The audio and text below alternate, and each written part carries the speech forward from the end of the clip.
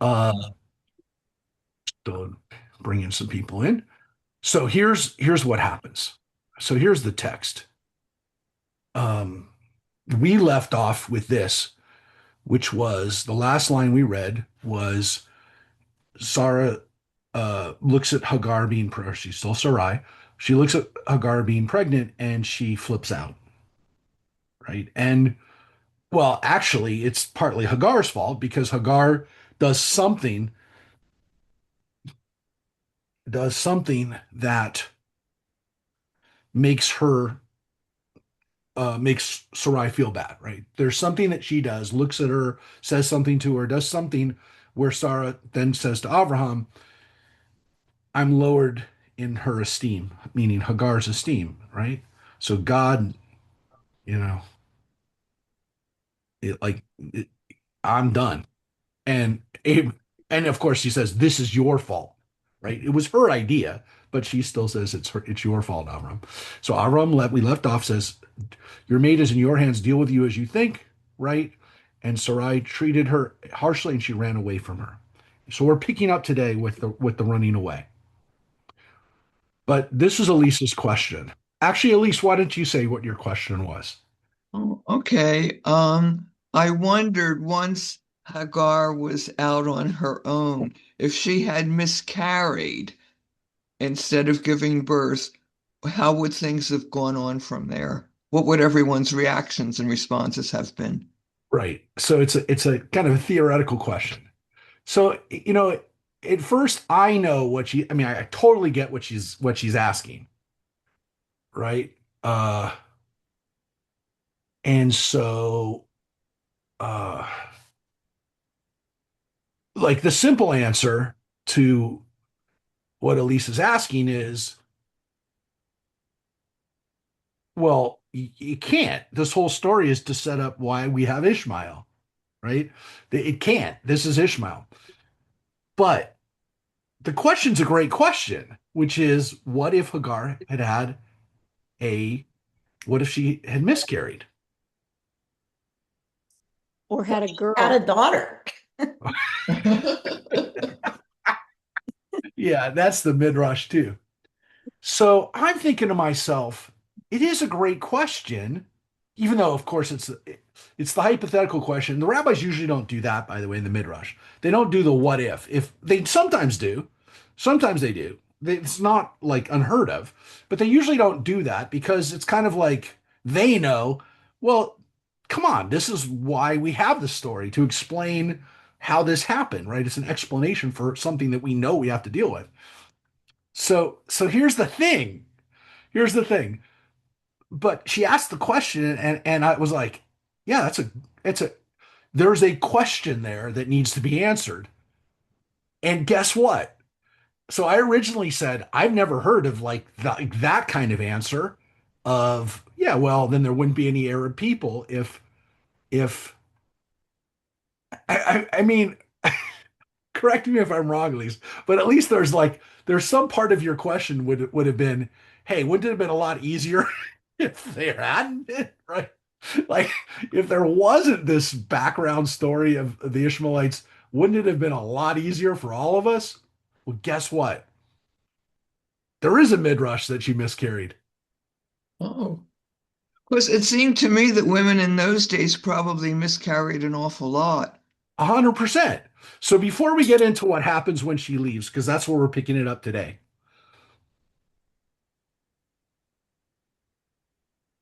in the scene we're about to read, in the next few verses. I could have waited till we actually read these verses 4 lines later. But it says right here, when the angel that we're going to see now talks to Hagar, says to her, behold, you will conceive and bear a son. It was written earlier that she had already conceived. So why does it say you're going to conceive when she already had conceived? So the rabbis pick up a perfect midrashic opening, which is, wait, she was pregnant. So that's why she ran away. She was pregnant. But here's the weird thing. The rabbi said that she ran away because she miscarried and was done. Do you understand? Like the question of like why there's two questions here. The first is why does it say we're about to read you will conceive when she had conceived? That doesn't make any sense. And they also kind of ask the question, why would Hagar run away? Because she's already feeling hot and okay, so Sarai's treating her bad, but she's probably thinking Avram's going to protect me. So she doesn't have to run away, but she does have to run away if she miscarried. So here's what it says. The explanation is that it teaches, there's the Midrash, that Sarah directed an evil eye against her and caused her to miscarry the fetus. Rabbi Yochanan said, between me and you, Yuvincha is written. Well, that's not really that's not, the key part of it is that Sarah made her miscarry by looking at her with an evil eye. Yeah. Which gets to this. And again, this part here is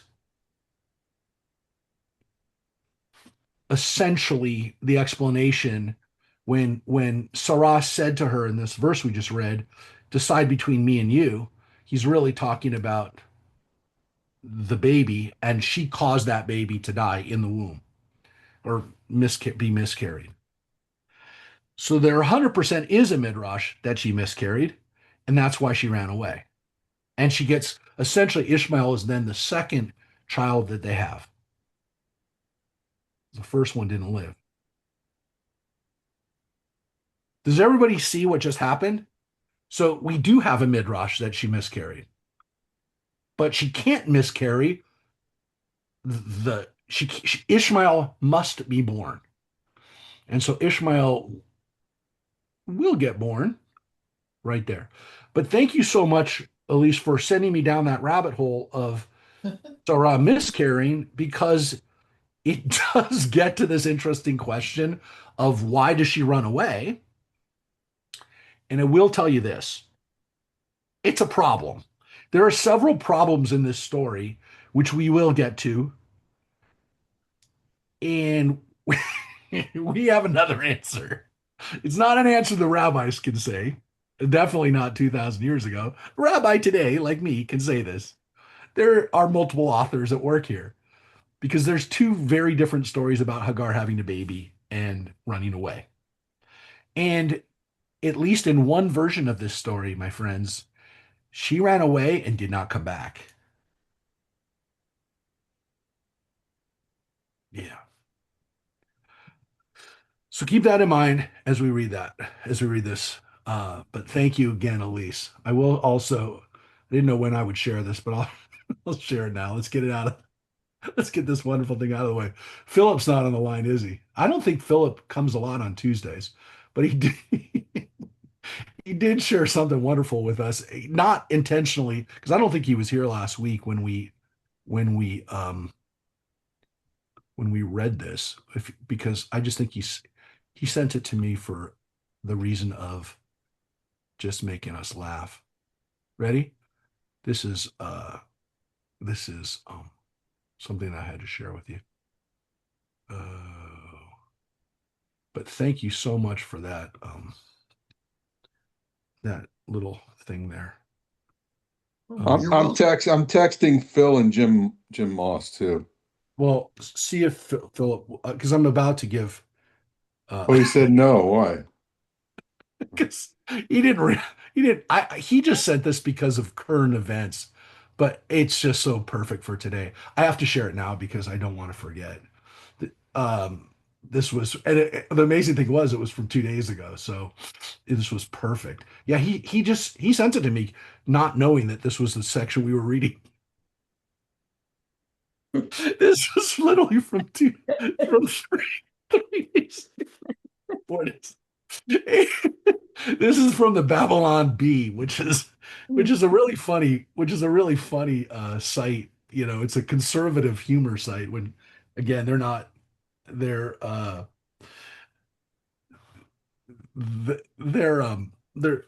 conservatives are sometimes not known for their senses of humor, but this Babylon Bee site's pretty funny.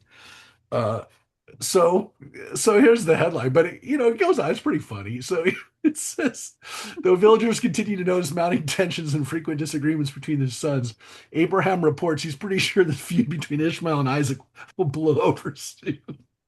I don't think it's a long-term thing, Abraham said of the friction. They're half brothers, and these types of family fights pop up from time to time. It's pretty common. I mean, it's not like it's something that's going to be carried on by their descendants and remain an issue for thousands of years. That would be ridiculous. Oh, no. In publishing time, Abraham had planned to placate his sons in East tension by offering them a two-tense solution with a corresponding peace accord. Oh, yeah. So yeah, this was a hysterical another thing. So thank you to the people in this class who uh, who uh, who are making us laugh, and thanks to Floyd who just texted over. One consequence of the theoretical miscarriage would be the opening of Moby Dick would be different. Yeah, call me Ishmael would not would not work either for those fans of American fiction. Thanks everybody for starting the day. I said we'd have we'd have a fun time today. But yeah, that headline was hysterical. You don't even have to read beyond, but it was funny. Anyways, so let's get back to the text and yeah, this is it's a good thing we can laugh because if not, you gotta cry over the the consequences of these kinds of stories. This is our version of it, right? I mean, the Quran has a slightly different version of these Abraham Ishmael narratives, but the Quran was composed many centuries after the Torah. So we're talking about anywhere between 14, maybe 1400 years before. It's an old story by this point. Not only old story, it's a text that people have had for hundreds and hundreds of years that they can read. So these stories were no longer oral stories. I mean, they were oral versions of them. They were midrashim. They were floating around. They were legends and tales. But I mean, the text had been very well known by the time it comes into the Quran. But these scenes are at least the way we read them, teach us something. And I'm not going to say that the potential for peace and understanding isn't here because we have prayers. I mean, we have versions of brachot that say, let there be peace between the children of Isaac and the children of Ishmael. I mean, it's not like we don't refer to it, but uh, we'll see. I mean, let's take a look. Uh, so we left off with she ran away, and as I said, the midrash that in that time also just before that time she had miscarried. So here's the angel. Here's an annunciation scene, the first annunciation scene in the Bible, and we'll comment on that in a moment because there are several very important annunciation scenes in our Hebrew Bible. And of course, there's the very important annunciation scene and then the Midrash and the Christian tradition when it comes to that, because we went to the Church of the Annunciation in Nazareth a couple years ago when we did our trip with the church with John Shaver, and we went to the Church of the Annunciation. So annunciation scenes are very important. And this is one that we have, the first one that we have where an angel will tell somebody about having a baby. So let's see. I think John, did you want to start today? Sure. We're at 7, Uh-huh. 16:7. Uh-huh. An angel of God found her by a spring of water in the wilderness, the spring on the road to Shur, and said, Hagar, slave of Sarah, where have you come from, and where are you going? And she said, I'm running away from my mistress, Sarah. And the angel of God said to her, Go back to your mistress and submit to her harsh treatment.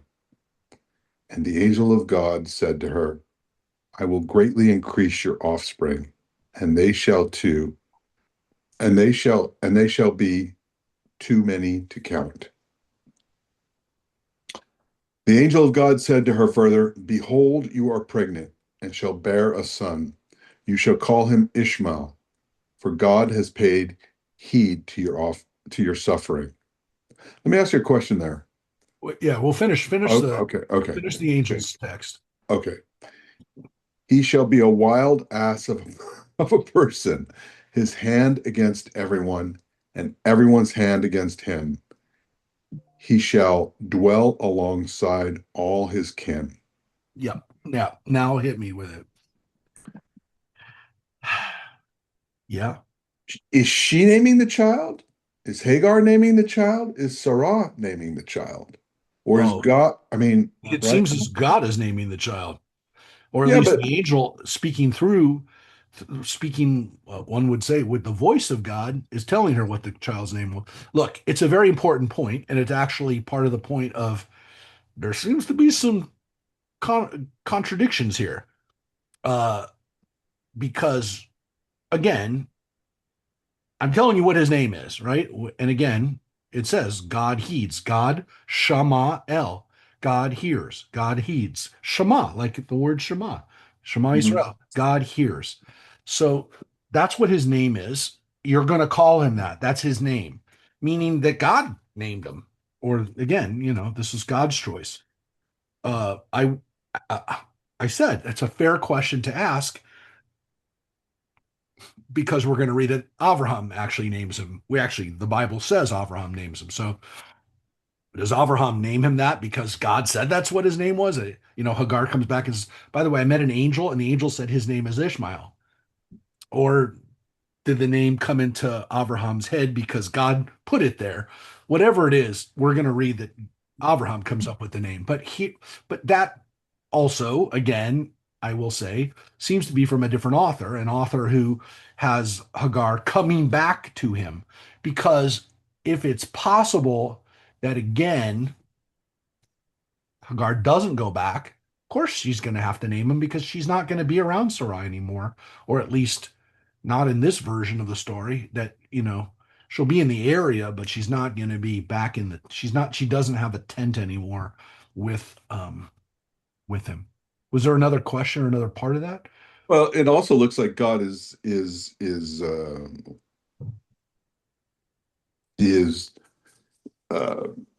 giving her too many children to count, meaning if she does this mitzvah, she does this good deed, even though she's being treated harshly, she's going to be rewarded, right? Yeah. I Yeah. don't Well, there's that. You're going to have to suffer a little bit, but oh, but, well, but wait, the kid's a tough wait. kid, Wait, right? but also, you've already suffered, right? So this is why this midrash of her having a miscarriage can be, supported by the fact that God says, I already seen your suffering. So is the suffering just that Sarai's been treating you poorly, that you're a slave, that you didn't have any choice in having this child? I mean, there's so many things we could say is there in the word that you're suffering. But yes, let's look at the positive side now, which is hello, an angel has come to tell you you're having a baby.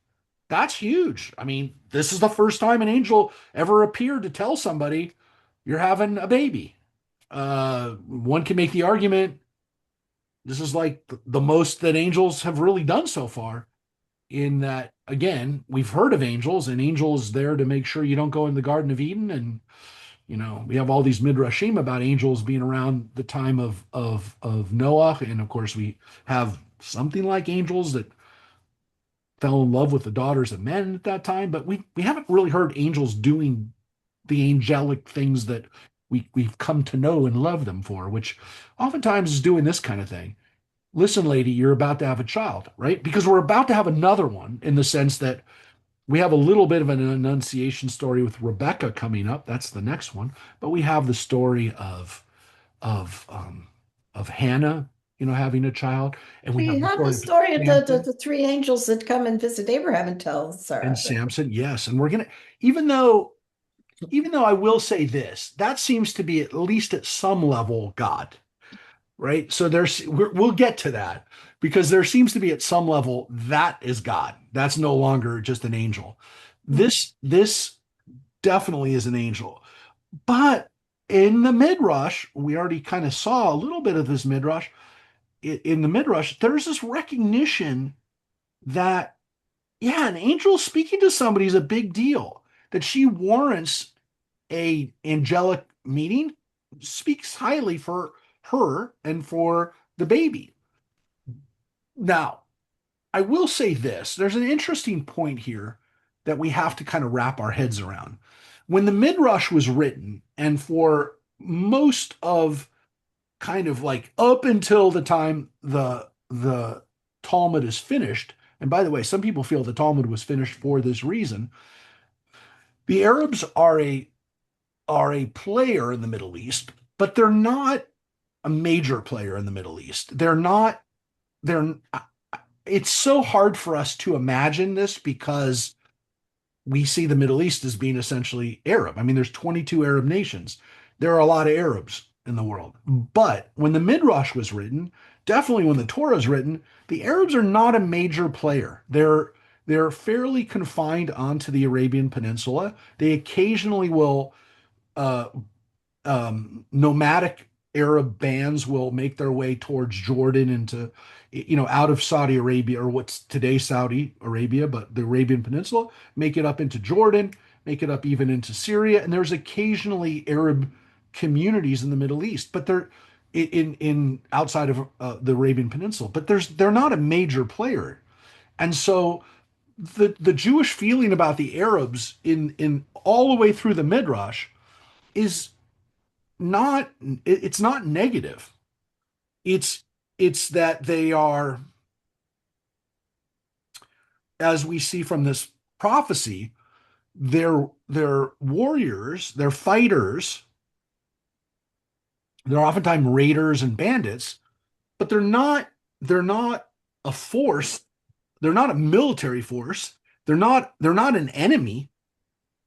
They're occasionally an inconvenience, occasionally a nuisance, but they're like a weird cousin that lives nearby that usually doesn't bug you, but they're there.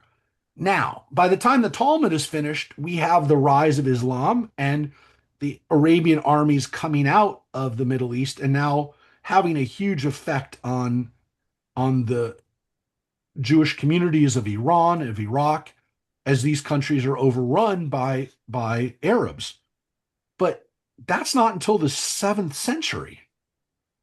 And that's literally, I mean, the theory is the Talmud was written because of the political upheaval caused by those by by that change, by essentially the Persian dynasties, the Sasanian dynasty being overrun by the Arab armies.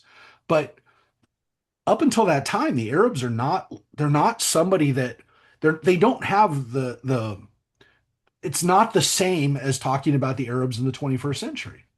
So when we talk about it today and when we read, the Babylon Bee headline, we're also looking at it as people who are now have had a lot of problems between Arabs and Jews over the last 100 years. But up until that time, Arabs and Jews were got along fairly well. There was definitely really bad persecutions under some Arab dynasties, and Muhammad didn't like the fact that Jews didn't become Muslim. There's no question about that. But it's been argued that Jews fared better under Arabs than they did under most Christian dynasties. So there is that level to this too, which is we bring to this text an understanding of who the Arabs are that wasn't what most of our ancestors felt, and definitely not what they felt 2,000 years ago. It just wasn't that kind of relationship. And so it's hard for us to, think about what that would be like to not have all of that baggage that when we talk about Ishmael and his descendants, what we're thinking about when we see this. Now, clearly, this is not a positive it's not a positive message from the standpoint of like Ishmael's life and his descendants are going to not, it's not going to be easy for them in the sense that they're fighting a lot. But there does seem to be this feeling like, at least when it comes to us, when it says he shall dwell alongside all his kin, it seems as though he's going to be part of Abraham's family to some extent. So this text here in in verse 12 is clearly a statement about the Arabs. There's no question. It's not arguable. This is not about Ishmael. This is about his descendants. How do you get that? What? I'm not seeing it. Because Peel back the layers. when we have when we're introduced to people in Genesis, Yeah. we're never introduced just to that person. We're introduced to all of the descendants that follow after that, including, again, as we start to read more of Genesis, like almost, by the way, we're going to hit it soon, but like when we get to the Ammonites and Moabites, we're not talking about these two weird incestuous kids of Lot and his daughters. We're not talking about these two little kids. We're talking about the Ammonites and Moabites. Everybody knows that. You're not talking about a guy, you're talking about his people. And that's what we're going to see throughout Genesis, including, by the way, when we get to the tribes, when we get to Jacob's 12 sons. We're not talking about Reuben, we're talking about the Reubenites. We're talking about the tribe that saw themselves as the old timers. They're the first son. Okay, we get it. So all of this stuff that we get from one of these ancestors is to make the statement of what are their descendants going to be known for. And look, it's really laid out and accepted from the standpoint of, again, why does Ishmael have to be born? Because we got Arabs and they're related to us. They're related to us. They believe they were related to us, and we believe they were related to us. So um, we got a story. We got our story. We got our version of it. No, we got like four versions of the story. They're all wrapped together. We'll see it. But this one, this version of the story, yeah, this version of the story, we're not done yet, but this poor lady, Hagar, has gotten at least some good news, right? That God has seen her suffering. God cares about your suffering, Hagar. And you've got a covenant. You've got a covenant, right? You got a covenant because I will greatly increase your offspring. Too many to count, just like what Abraham was told. Well, but this is Abraham's kid. So let's read this. Okay. Hold on one sec.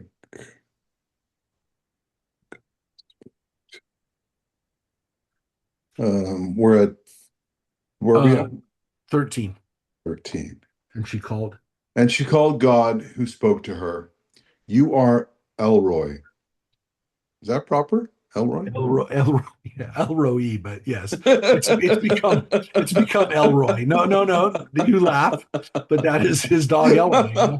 Sorry, His dog, Rosemary. I yeah. know you would have done it right. No, it's Elroy. It means I've seen God, right? I've seen God. Okay, you So are Elroy. this is what, yeah. By which she meant, have I not gone on seeing after my being seen? Have I not gone on seeing after my being seen? Uh-huh. Therefore, the well was called Bir Lahai Roi.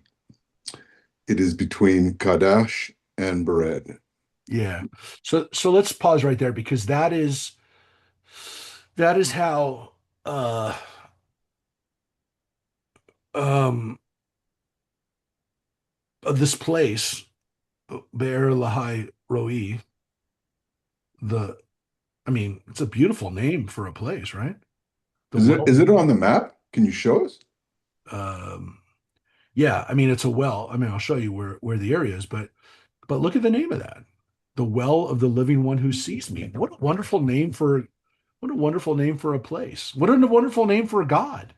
I actually saw somebody the other day at a market. She was obviously part of a church that was called El Roi. It was called something, I forget what it was called. And I was like, oh, that's wild that somebody's taken that name for a church. Uh, but the whole name for it is, man, that's a wonderful name. Here, I'll just show you on the map where we think it is. Obviously it's in the Negev, and so let me just show you.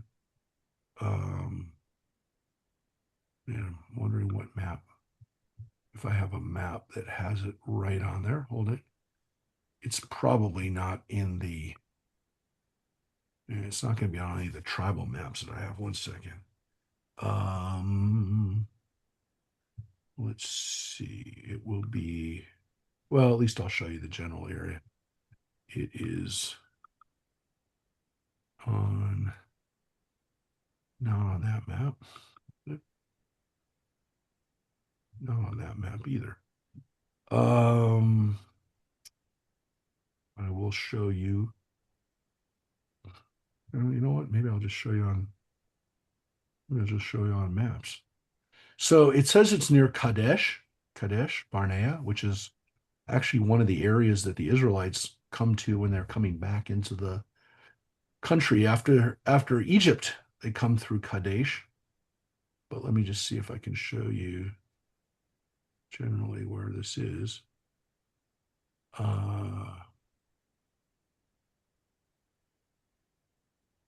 Let's just see if I can show you Apple Maps where it is. Look, we're not exactly sure where it is, um, because there are different places um, where oh man, and this is really, That's okay. It's okay. Don't worry about it. I'm just trying to find it on um, let me just share this. It's when you look at the desert, part of the issue here though, and it's an important issue, part of the issue is that this is out in the middle of the wilderness. I mean, she could die out here. That's the key thing, is that when you're out here in the desert, you could die. So um yeah, it's like this area around here. Yeah, I don't see. So this area, like here, these are parts of the Negev where, like, this city Rahat is all Bedouin. This area here, I mean, this area here you can see is this is all Arab. I mean, this is not part of any occupied territories or anything. I just want to make it clear that there are still a lot of Arabs that live in this area. I mean, this is on Apple Maps. I mean, you can see this is the El Atauna school. This is the Khatin Mosque. So this is all in the Negev today. So, I mean, the fact that her people still live in the Negev is actually interesting, because from that standpoint, they are a kin that still lives nearby.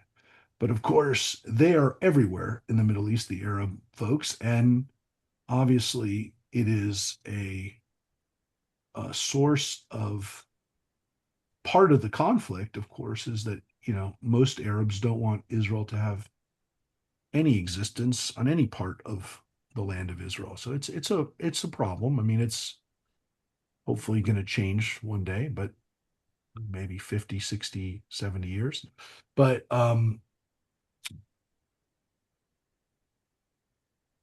I will say this too. In this version of what we've read up until now, we're not 100% sure. Up until now, I mean, up till this verse right here.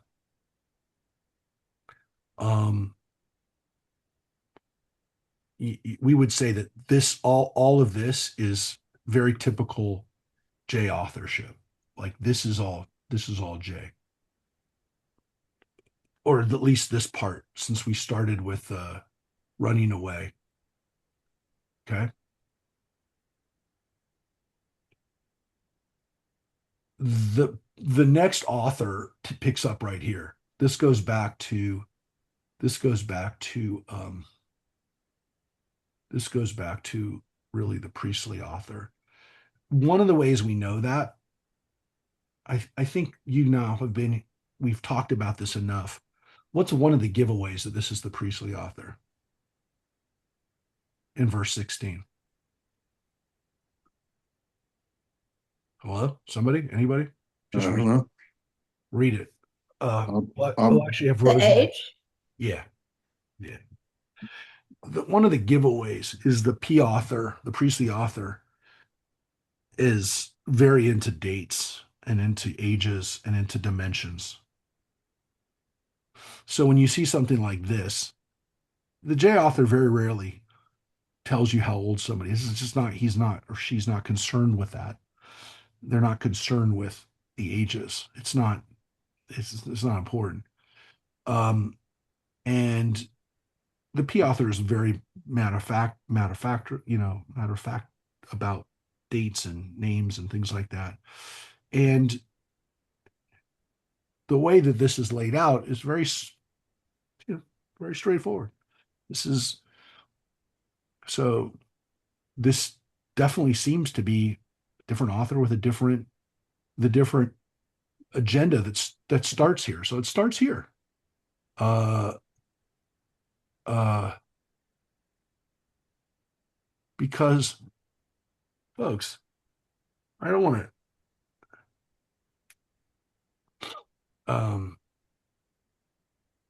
well, why don't you start, Rose? I'll see the Me? difference. Yeah.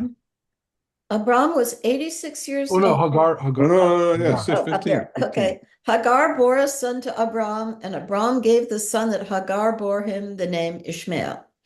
Abram was 86 years old when Hagar bore Ishmael to Abram. Yeah. Well, who named him? In this, Avram gives him the name, Mhm. right?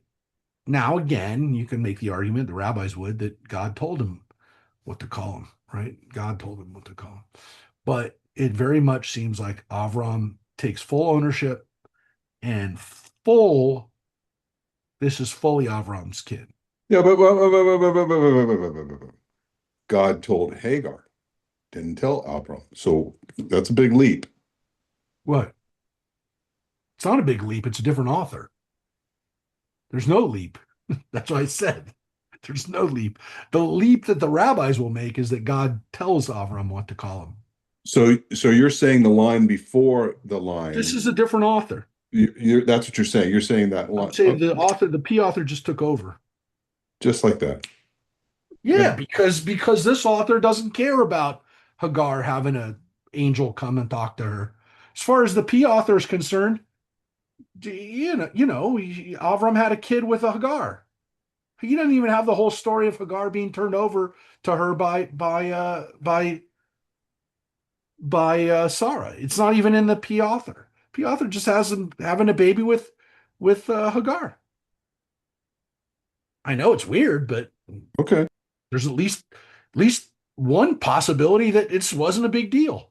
Well, it's not a big deal to Abraham. It's not a big deal to Avram. Didn't have to be talked into it. Maybe, I don't know. I like that. I like that possibility as well. Which Avram, it's just what people did. So yeah, it's at least possible that you know uh if you know yeah. So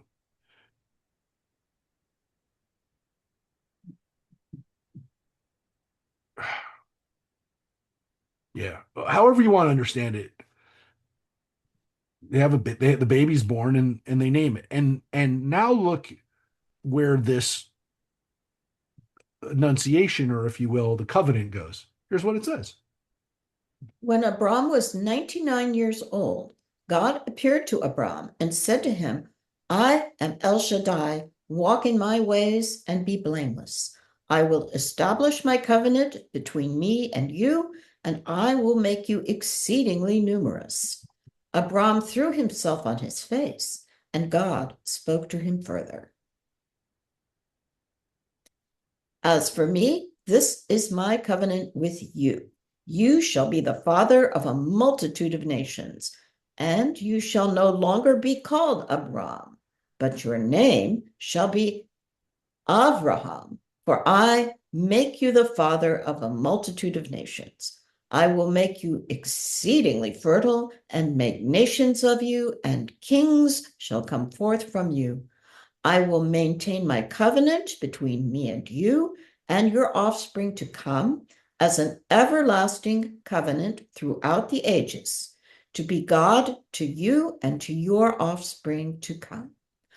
I assign the land you sojourn in to you and your offspring to come, all the land of Canaan, as an everlasting holding. I will be their God. So when I tell you that Genesis is not about a person, one person, it's never about a person. Sometimes it's very clear, as it is here. This is not about Avram. This is about your descendants.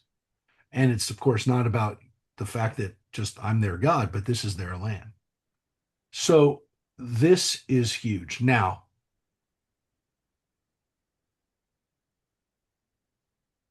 is that the end of Ishmael? No, it's going to come back in chapter 21. But it's almost as if, like, we didn't have to say anything more about it, because then we get into this covenantal relationship, and um, it's a repetition of what we've now seen happen a few times. But its position here, just after we hear about the birth of Ishmael, is it's a strange one if you think about it, right? Because this whole section here is the P author. And I was going to say, it almost seems like he doesn't know what has already been said because it's a different author. But what we have here is, again, a, well, let's read the whole. Well, as we go through this chapter, I don't want to jump the gun and let's let the text speak for itself. But this is what happens after Ishmael is born, is this retelling of the covenant, which, again, different author, different whatever, but this is where we go. God further said to Abraham, as for you, you and your offspring to come throughout the ages shall keep my covenant. Such shall be the covenant between me and you and your offspring to follow that you shall keep. Every male among you shall be circumcised. You shall circumcise the flesh of your foreskin, and that shall be the sign of the covenant between me and you. And throughout the generations, every male among you shall be circumcised at the age of 8 days. As for the homeborn slave and the one bought from an outsider who is not of your offspring, they must be circumcised, homeborn and purchased alike. Thus shall my covenant be marked in your flesh as an everlasting pact. And if any male who is uncircumcised fails to circumcise the flesh of his foreskin, that person shall be cut off from kin. He has broken my covenant. Yep. So let's just speak about this for a moment, which is this covenant of the flesh, this brit. Now, this obviously is a major, major commandment. You can understand why people have kept the law of circumcision so strictly, right? If any male who's uncircumcised uh, fails to circumcise the flesh of his course, that person shall be cut off.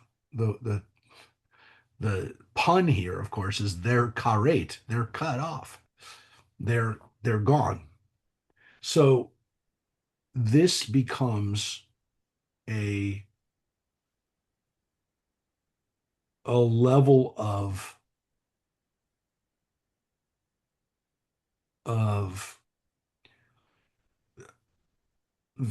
making taking this covenant seriously essentially determines whether you're part of the people or not.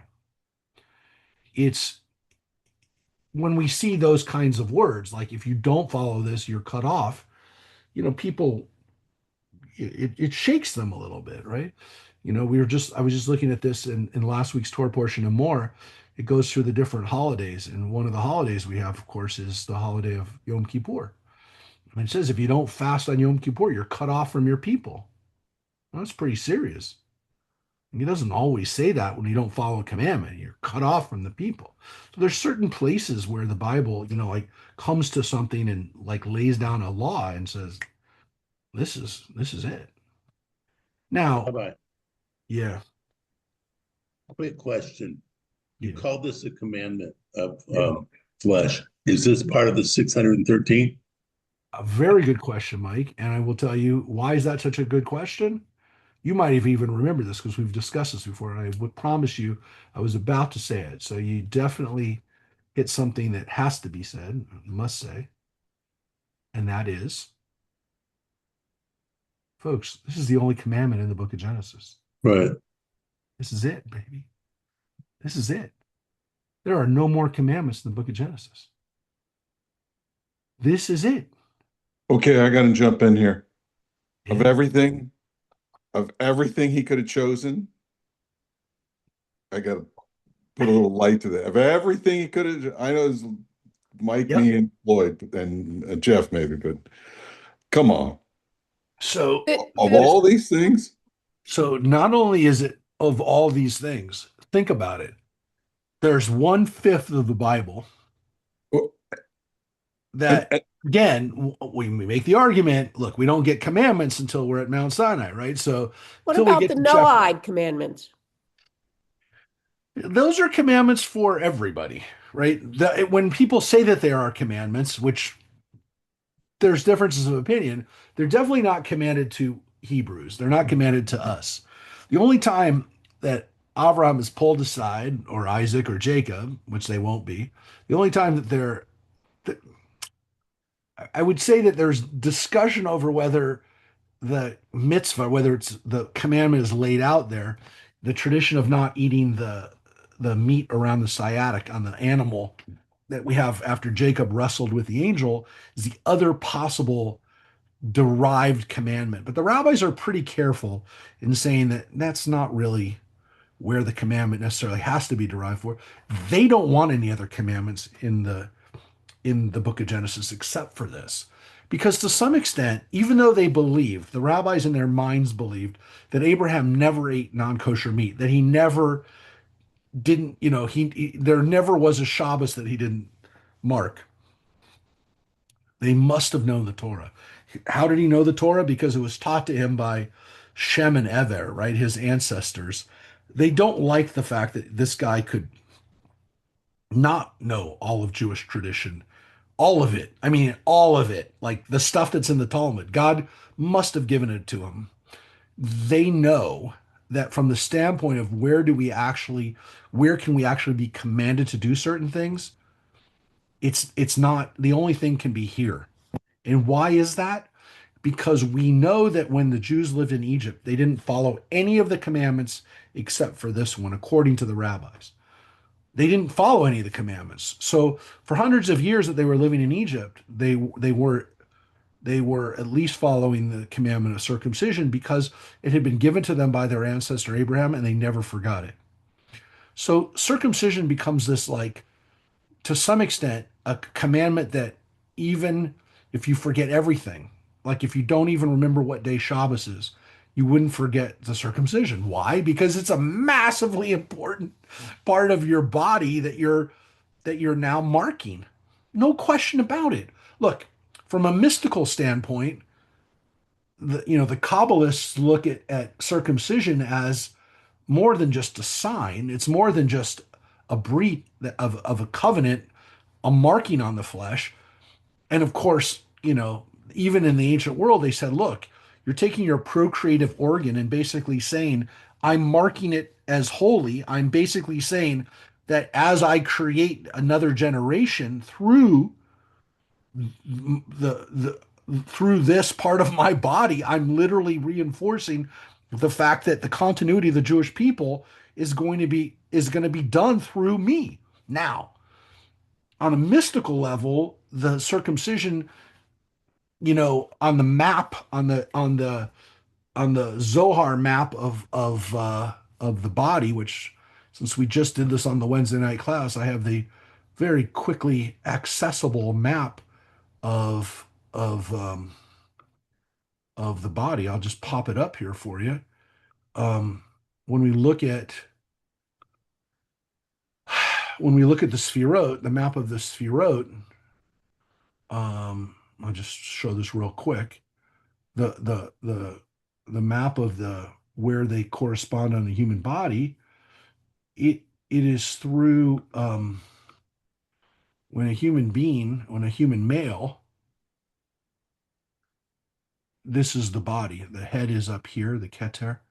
These are the shoulders, these are the legs. Yep. What does it say right here? The yesod, the foundation, right? So when a person goes through circumcision as a child, what happens is that from the earliest time that they are born, they are able to, because the orla, because the foreskin is removed, the foreskin blocks the flow, the energy flow. It's a barrier, right? The foreskin is a barrier that doesn't allow the sphirot to channel back around from here to here. So allowing this channel to then come back around from here, starts here. Well, it comes from here back into here. That allows for that flow to be always opened up. If it's not opened up here, it stops here, and this whole system breaks down. There's no energy flow.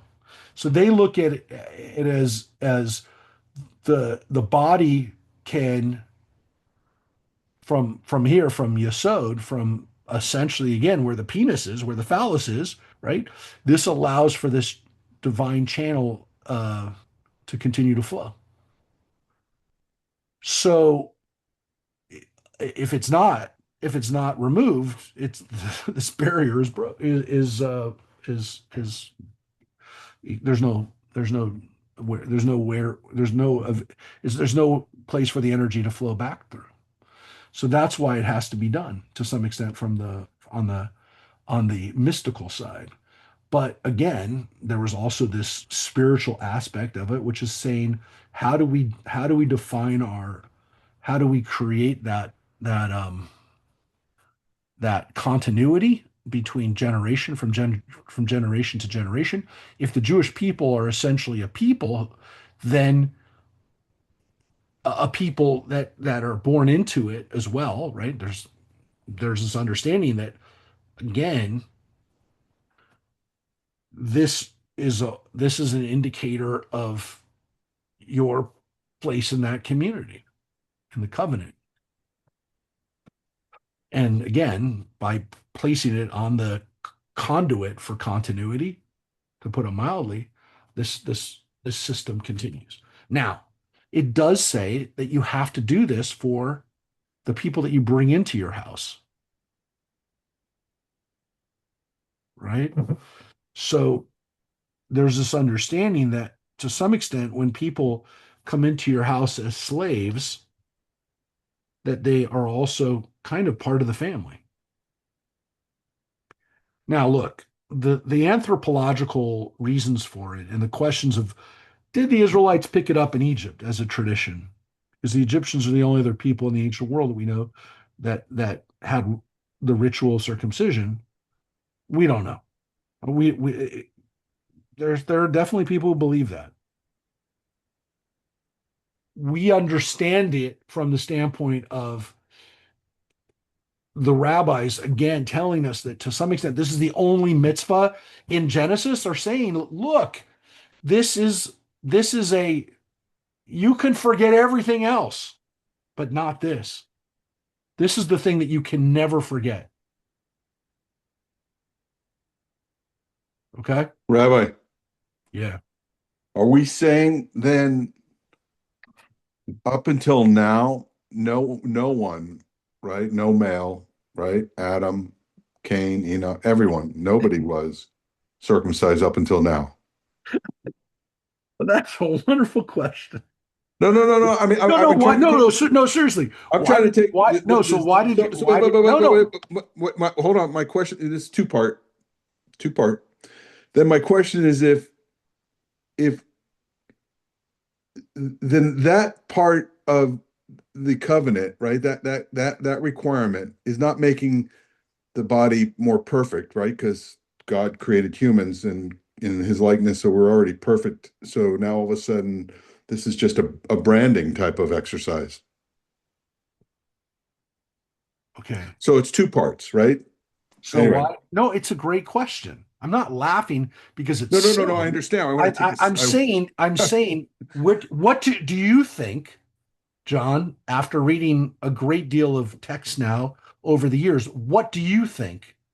What do you think the rabbi said about that? I said, I don't know. No, no, no, no, no, no. Come on. Come on. What do you think? What do you think the midrash is on this? I don't know. That, You know the way the rabbi's mind is. I would guess, can I guess? Yeah, yes. absolutely. I would guess that they figured that they were circumcised in some mystical way. Yes, you're 100% right, Rosemary. And I think John would have said that too. I was trying to get him to say it because I wanted him to say it because I wanted him because he knows he's now read enough midrash to know that the rabbis love saying stuff like that because how how do we how do we are we doing this because um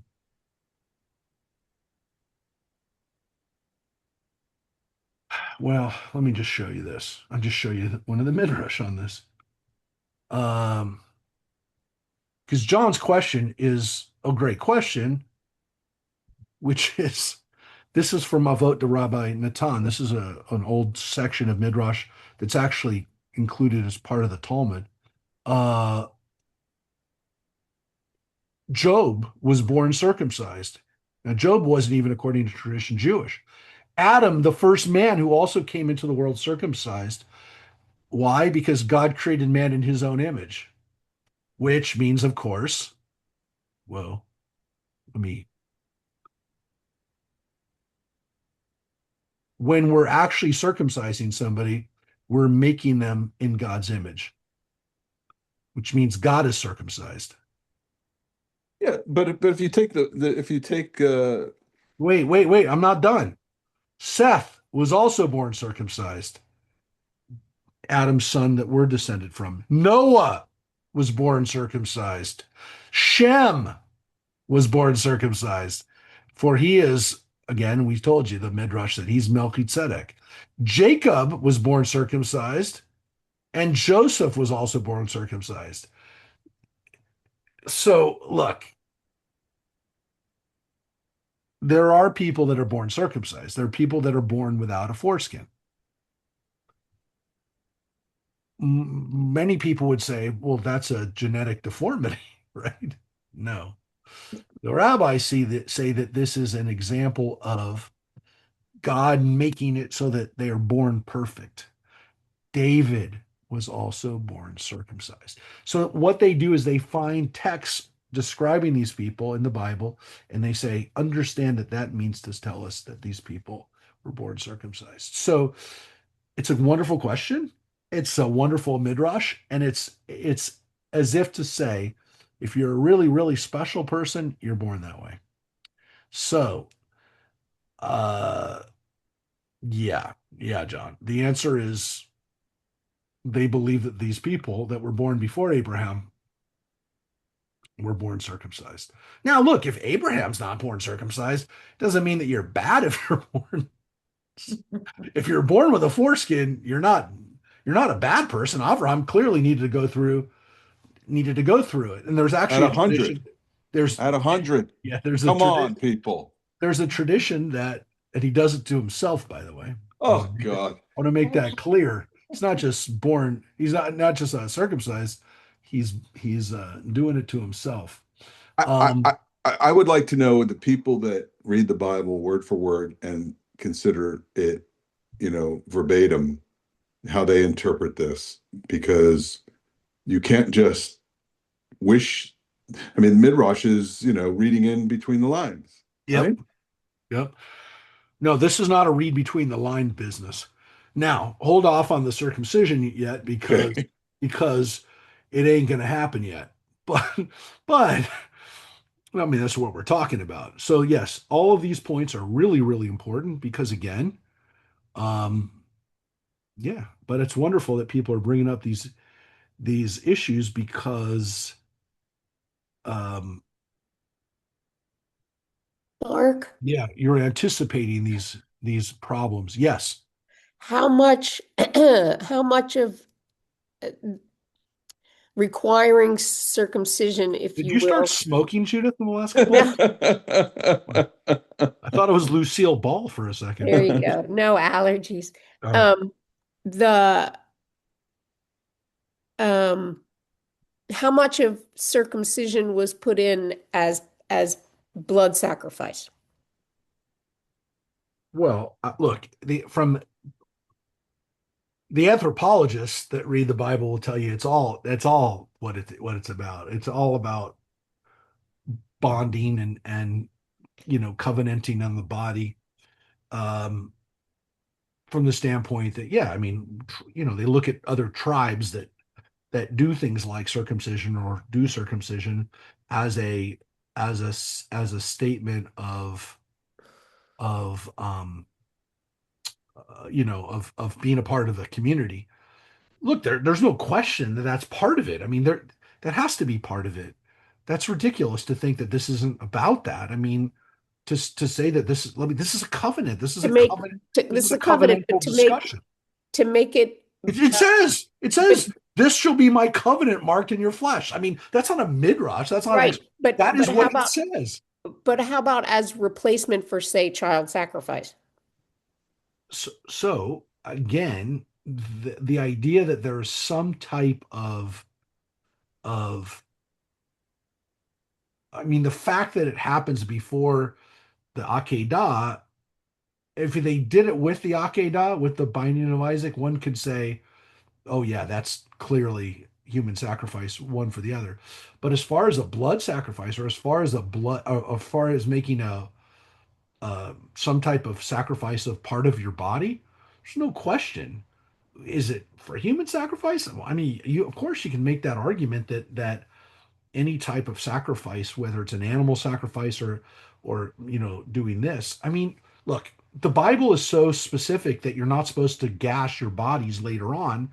That when we read that and we get that we don't get that until Leviticus, but when Leviticus says you don't gash your body, you're like, but wait, you of course you gash your body. You told us to gash our bodies, but you're not supposed to gash our body in addition to that, right? You're not supposed to make other cuts to your body in addition to that. So there's one that's okay. There's one that's it's not okay. It's commanded, and then there's other ones any others are not allowed. So there's an interesting idea that in Judaism we're supposed to treat our bodies like a sacred gift from God. except this. So this is a jarring difference. I mean, there's no question about it. This is hugely important. This is not the fact that this is essentially like a chapter of Genesis. And as I said, the rabbis will argue there's 612 commandments to come, but none others in Genesis. This is hugely important. This, I mean, there are people who would say like everything up until this point is inconsequential because this is the first mitzvah. So if we're reading the Torah for mitzvot and not for inspiration and not for stories and not for guidance and not for wisdom, you're like, I didn't care what happened up until this point right here. I didn't care what happened until Abraham is told this is what you got. What do I got to do? Well, you got to do this.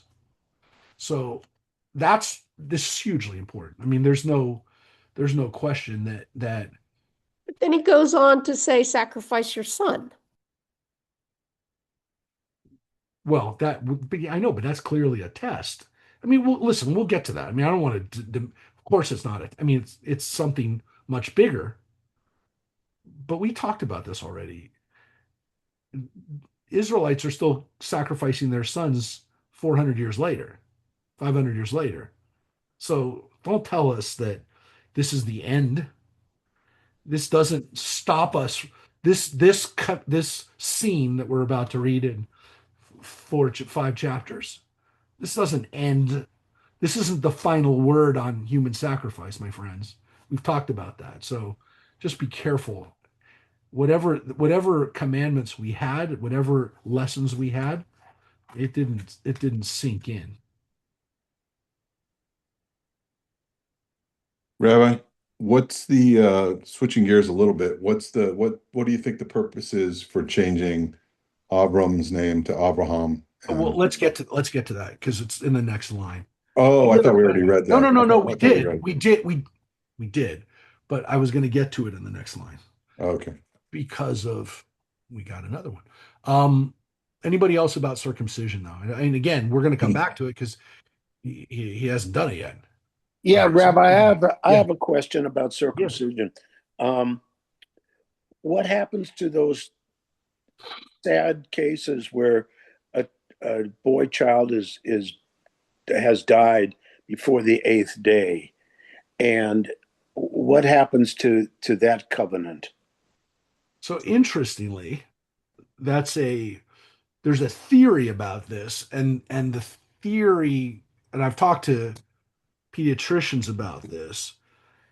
The theory of why it's 8 days is because if a child can live more than a week, their expectation, at least this is the theory, and I've talked to pediatricians about this who say it makes sense. I mean, they're not willing to go to the mat on this, but let's just say that in the ancient world, some people have argued that if you could live for 1 week as an infant, that your chances of survival were about 50 times higher than not. So once you got through the first week, the chances were you were going to be alive, right? So then the question is, so what happens to all those infants that didn't make it, right? Because the infant mortality rate was so high and it was so high immediately, right? They didn't know about RH. They didn't know so many things that they couldn't do to save a baby. And so many infants died, well over, some people say well over 50% of infants died by not circumcising the child, by not giving the child a name. Remember, in the religious communities today, and even like people who aren't necessarily ultra orthodox, I know people will not name the child until the bris, right? They will not name the child until the eighth day. And more, this just recently happened with somebody I know. They had a severely premature baby, son. They wouldn't name the baby until they could do the bris. It was a few weeks. And the reason is until the baby was strong enough to be circumcised, they wouldn't name the child. And the reason was because when the child was named and they were officially like alive and had made it, then if a child dies, you have to sit shiva for the child. You have to go through the full mourning process. You have to do the, you have to do Yisker prayers, and it becomes a part of your life. Every year you have to do that. If you had to do that with every baby that you gave birth to, you would be in constant state of mourning. And so the tradition was you didn't have to do it unless the child had survived and had been named and had been and had the circumcision.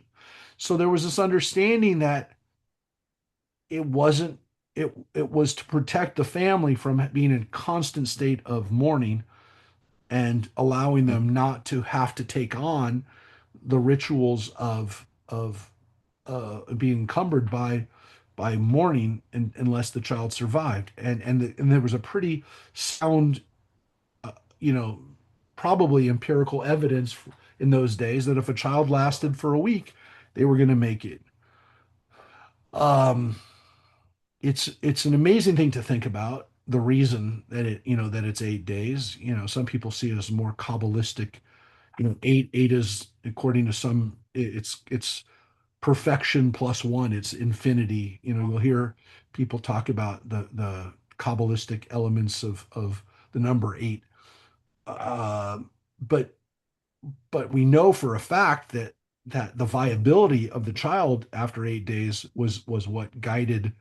It seems as though it's what guided these traditions. You didn't have to sit shiva for every stillborn child, which would have been just a nightmare. So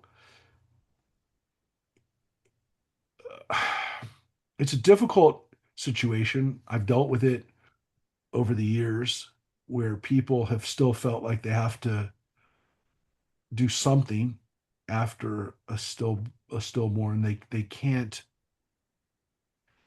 simply say this didn't count or this didn't happen. I'm gonna just, since you brought it up, and it is something to think about, like what are the consequences of this? I think to some extent, having a stillborn child today carries a lot more stigma and a lot more power because it is thankfully it's so rare today that when it does happen, it carries a lot more force, I think, than it would have done 200, 300 years ago, where people would have said, oh yeah, she was pregnant, it didn't survive. I think today, when somebody goes through the trauma of losing a baby, it's not, it's almost like now become a situation where people need to go through the process of grieving. I mean, I think everybody just saw. I mean, you saw it because you're a Dodger fan with Vesia when he had that during the playoffs last year, and this last couple of weeks ago when he had the whole neonatal team came to the game. And man, I don't know, if you have a heart, you had to tear up when he was pitching in front of the team that were all in the suites that were cheering for him, the people that cared for him and his wife when they lost their baby last fall. So yeah, I mean, I think it's actually harder nowadays for families when they suffer a loss like that. And again, it's still not required to go through a full funeral and a shiva, but I think in some ways it's almost necessary now because it is so rare. And it's like almost like science has made it so that you gotta you gotta do something because we do have such great ability to save lives, you know? So it's a good point. Um, the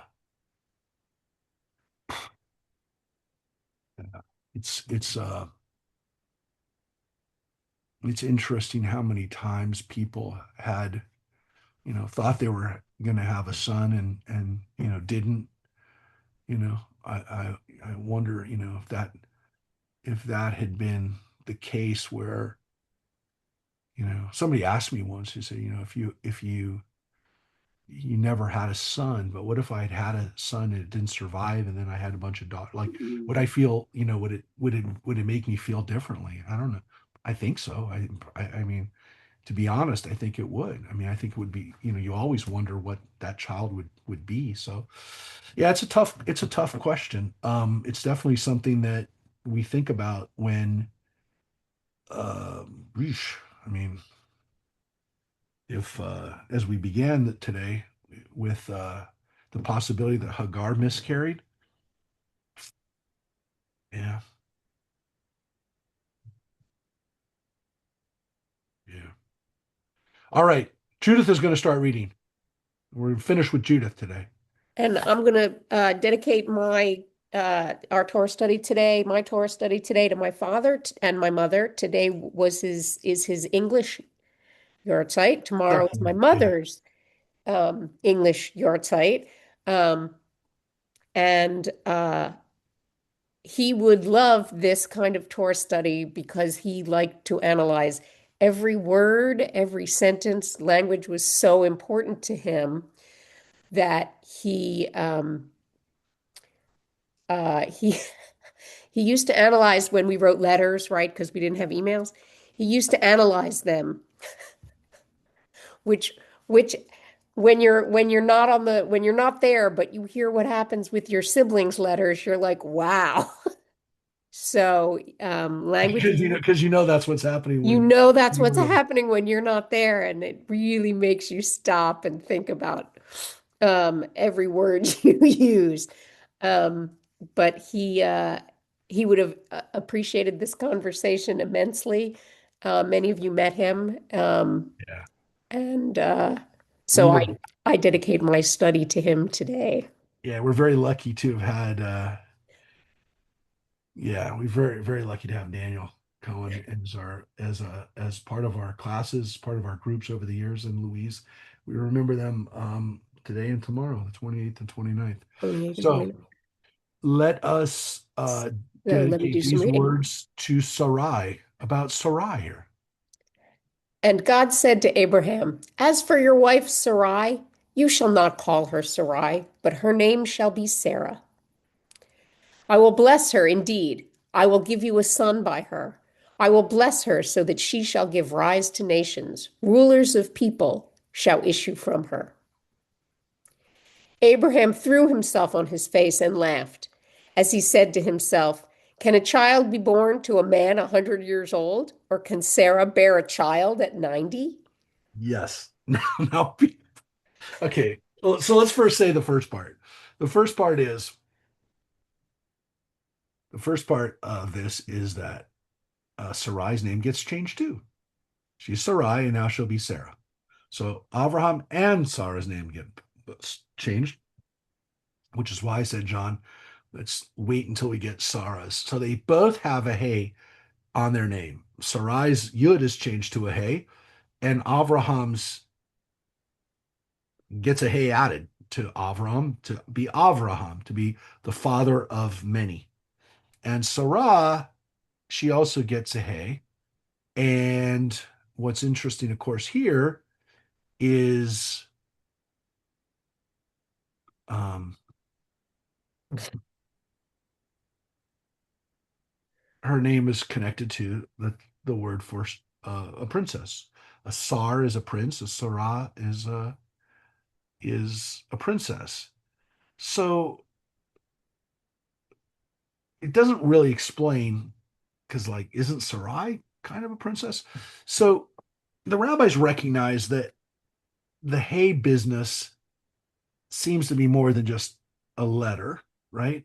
Hay is, of course, the letter in God's name that we find twice in Yud Hey Vav Hey. There's a hey, and then there's a hey, and those hays to some extent are considered like the balancing, especially in Kabbalah.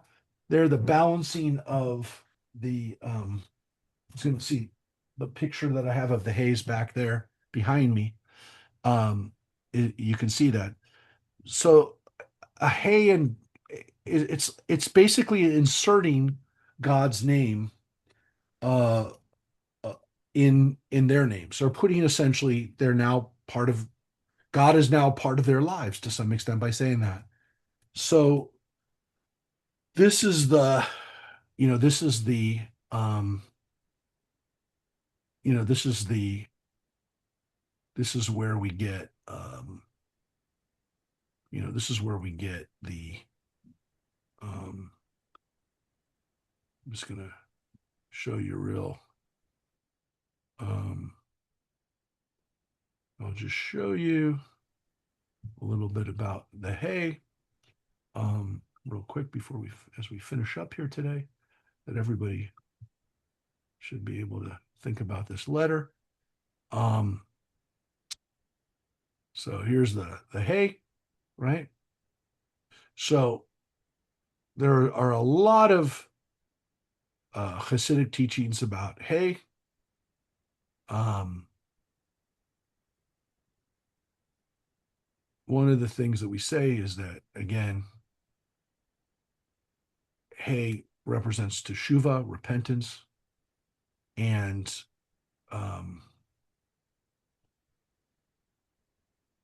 we also have a teaching that hay represents the 5 levels of the soul. And I think somewhere here too, it'll talk about the fact that hay is added to their names. I don't actually see it in here, but when God, I thought it was on here too somewhere. When God essentially puts this name, his name, God's name, say his, but God's name into their names, it's basically saying that they're walking with God now. So again, that's the letter Hey. So when we think about uh, their names being changed, it's a little act of God, kind of calling them out and making them special by changing their names. Well, what's But wrong? What was wrong with their original name? well, it's when God tells somebody that they're going to be called by something else, it means that, or by the way, when somebody is named by somebody, that there's some aspect of what hope you have for them, right? So when a parent names a child, we're giving that child the hopes and dreams that we have for them by their name. Their name means something. And so the covenanting here, Avraham's name being changed and then Sarai's name being changed, Avram and Sarai becoming Abraham and Sarah, even though it's a minor change, right? It's a very minor change. It tells us that they're they they've been elevated and they've been changed by their relationship with God in a positive way, in a way that will make them, even though they're older, they're going to make them, it's almost like they've been born again with this new name. And I know people when they became rabbis, men and women, who either took on a new name, changed their names, or they started getting called by their Hebrew names. They didn't want to be called by their English names anymore. So, like, it'd be if I started calling myself Moshe, which actually my rabbi as a child, uh, Moshe Rothblum, Adadriel, his name was originally Morris, or I think Morris, yeah. And he changed his name to Moshe. I would probably do that too if my name was Morris. But I couldn't, I didn't want to start being called Moshe. And I don't want to be Mo. I didn't want to be Mo. I think that's what happens if you're Moshe. And yeah, I mean, but I like it. I mean, I like my name, but yeah, I had friends who went to their Hebrew names, and then I know people who did it when they were older, and it didn't really work, but I understand why they did it. Like Gary Johnson, who was the rabbi with Kenny for a very long time out at Beth Chavirim in Agura. His name was Gary Johnson, and like it's the most Gentile name ever, right?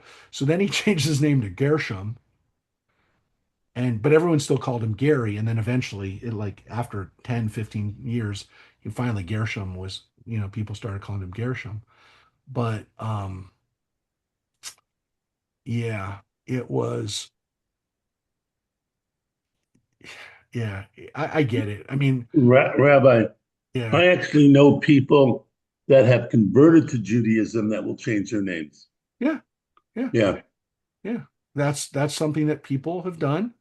They've done it for a long time, and I totally get it.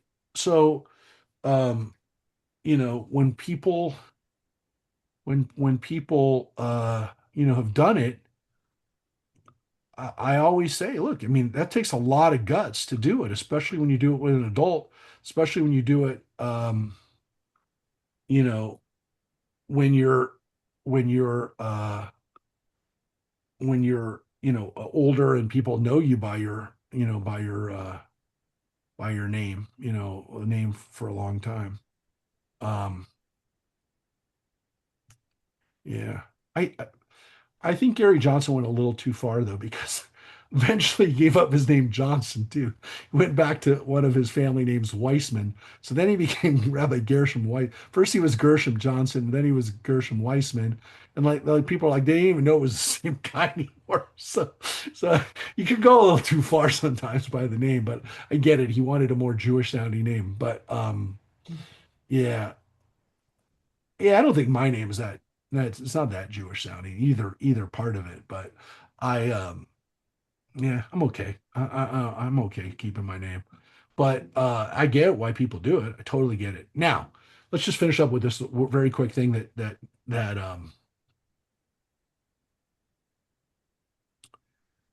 let's just read one more line. Uh, And and Abraham, Abraham said to God, "Oh, that Ishmael might live by your favor." yeah, and when we come back, we're going to read what happens there. But here's Abraham being told he's going to have a child, right? Sarah's going to have a child, and you're going to have a son with her. And then Abraham laughs. Now, everyone forgets this part. It's almost like they just chuck this out. Like, seriously, you ask people, they don't know this happens because everyone knows that Sarah laughs when she's told she's going to have a baby.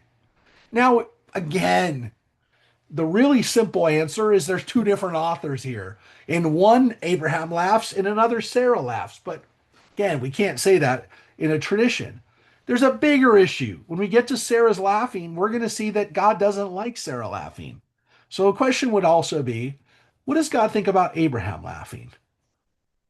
I think we got to deal with that. You can't just simply say, well, there's two different stories, blah, blah, blah. God just he told him he's going to have a baby with Sarah, and he laughs. Now, of course, he's not laughing that he can't have a kid because he just had a kid. He had a kid.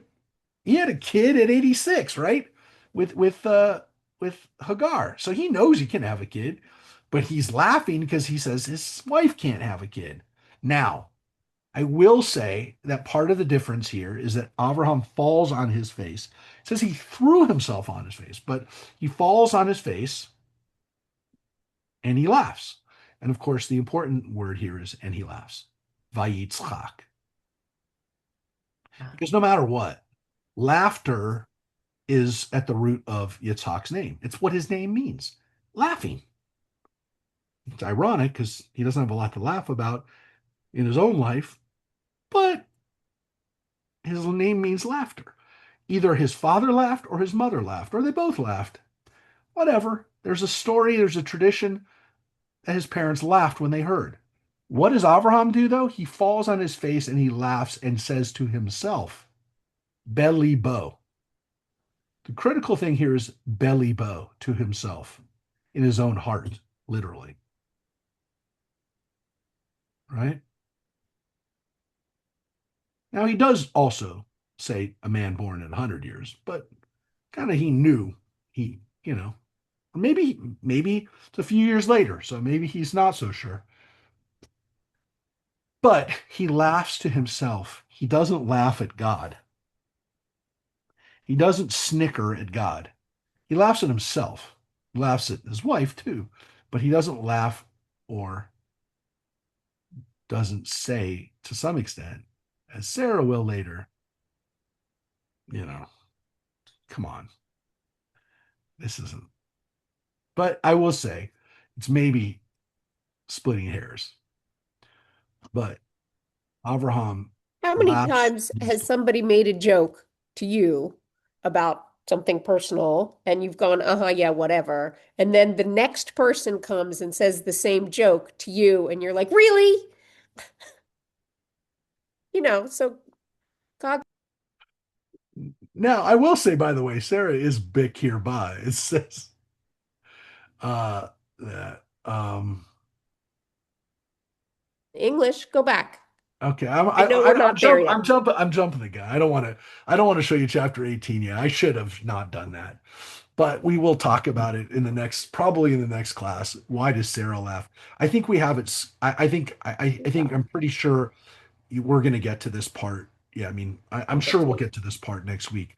So we will get to Sarah laughing. And yeah, we began with laughter and we'll end with laughter. And the fact that that God has these very older, very much seniors. I don't even know how to say this right. They're senior citizens, and they are beyond the point where they would normally think they'd be having kids. So we will get to this. We will get to this next week as we read the story of the birth of Isaac, or at least yeah, we'll get to the birth of Isaac, I'm sure, and we will then be able to go back and laugh once again at the at the Babylon Bees headline that the children of Abraham will one day. I'm sure this will all be. I'm sure this will all be. This will all blow over. Um, I just let's just put that up one more time for everybody to go out to. Just let's hope. Let's hope that this feud will blow over.